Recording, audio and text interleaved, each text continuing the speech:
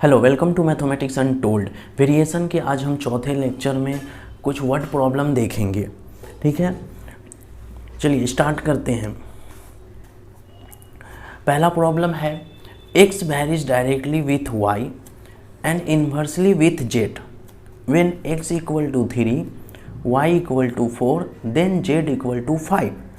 ठीक है, यहाँ तक ये हुआ कि अगर x y के साथ डायरेक्टली वैरीज कर रहा और z के साथ इन्वर्सली वैरीज कर रहा, और एक बात पहला कंडीशन में x y और z सबका वैल्यू दिया हुआ है।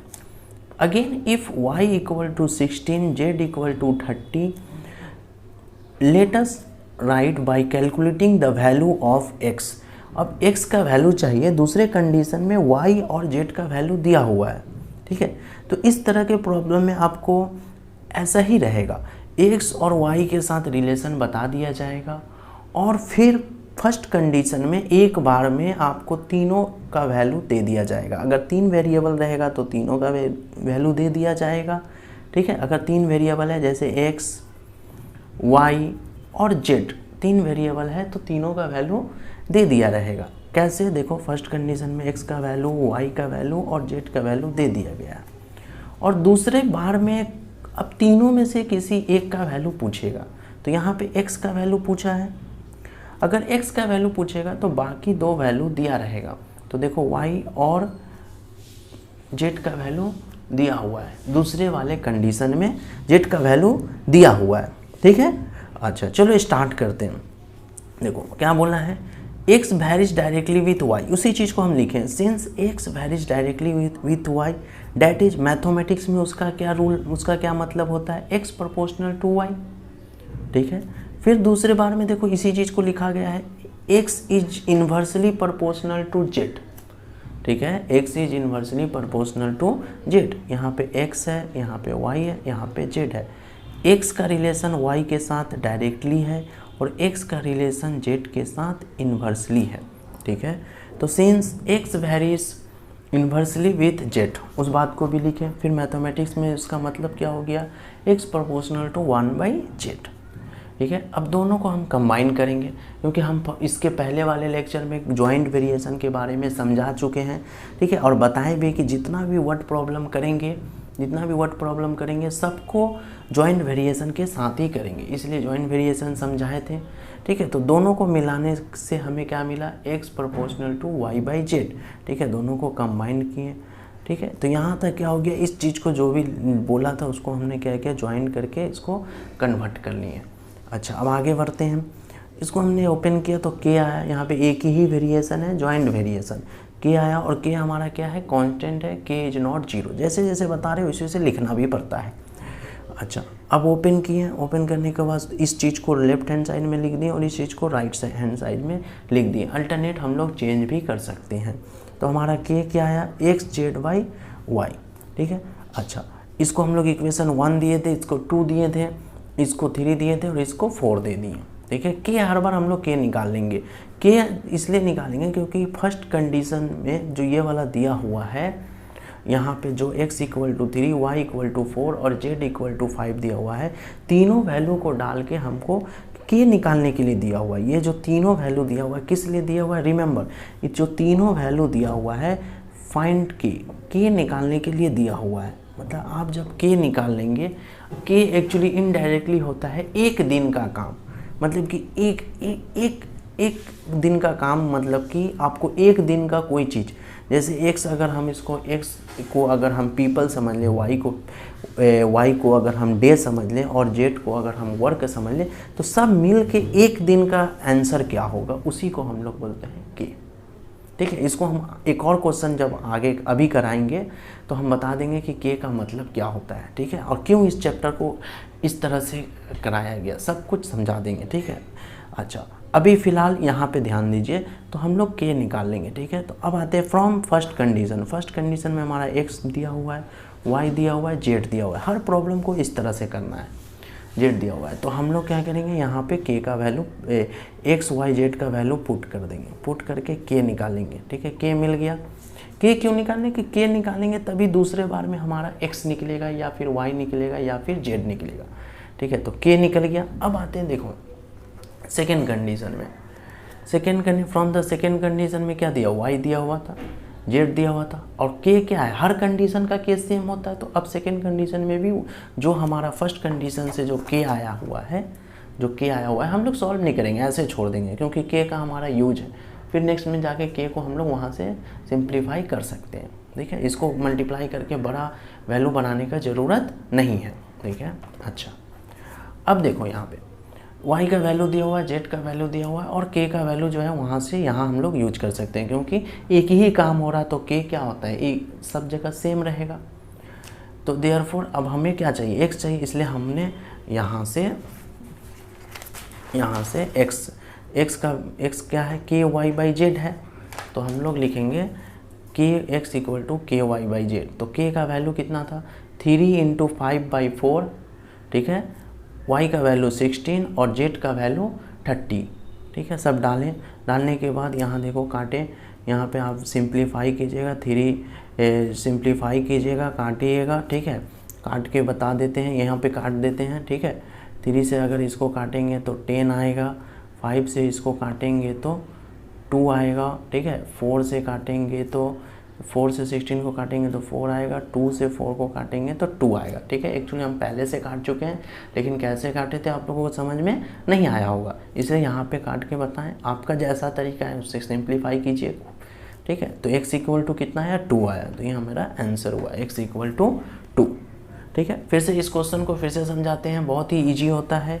x varies directly with y, इसी को हम मैथमेटिक्स में पहले बोल दिए कि सिंस x इस क्वेश्चन में डायरेक्टली y के साथ वेरीज कर रहा है तो उसको हम लोग मैथमेटिकल में लिख दिए। फिर x z के साथ वेरीज कर रहा है, देखो बोला x varies directly with y and inversely with z। फिर हम क्या किए, इन्वर्सली का मतलब होता है x प्रोपोर्शनल टू 1/z।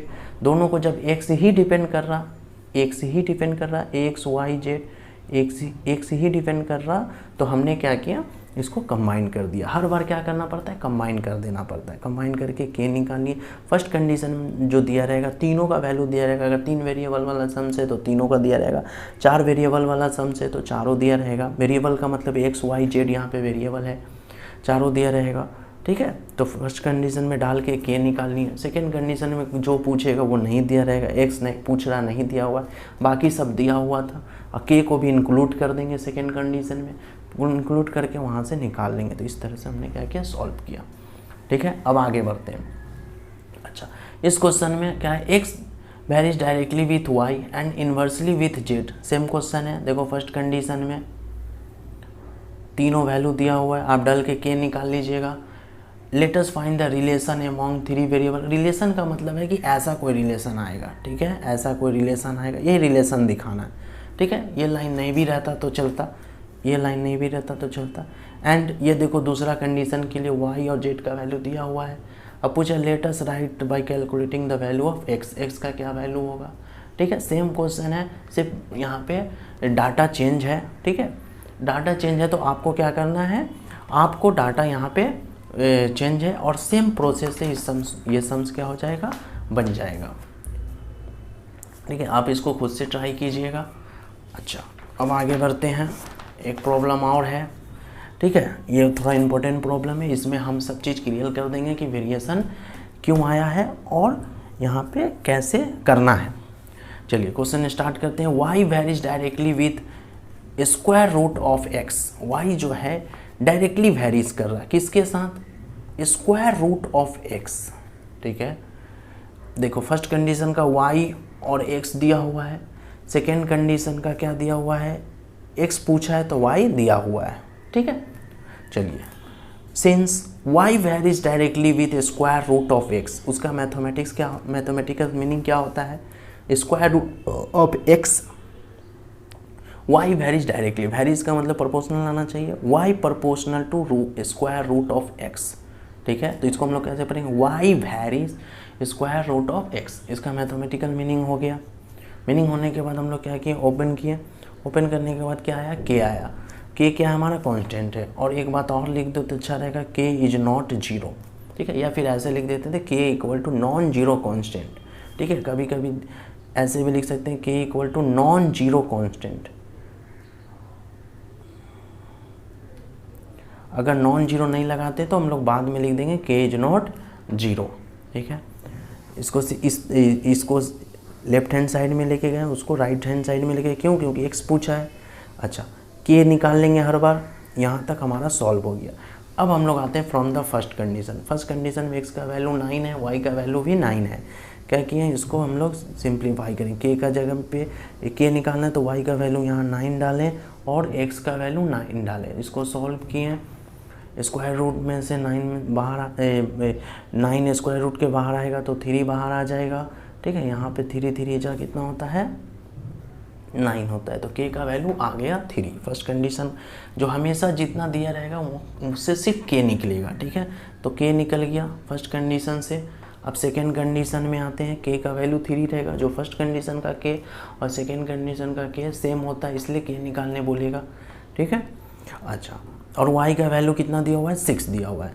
आपको यहाँ से क्या चाहिए, यहाँ से आपको x चाहिए, तो इसको हमने क्या किया, इस यहाँ पे ध्यान दीजिए। अगर x चाहिए तो हम k का वैल्यू यहाँ पे पुट किए 3। आप कैसे भी कर सकते हैं, आप अगर पहले लिख सकते हैं, और या नहीं लिखेंगे तो डायरेक्ट कोई किसी भी इक्वेशन को देख के आप पुट कर सकते हैं। तो हम यहाँ पे देख के क्या किया, यहाँ पे हमने क्या किया, देख के पुट किया।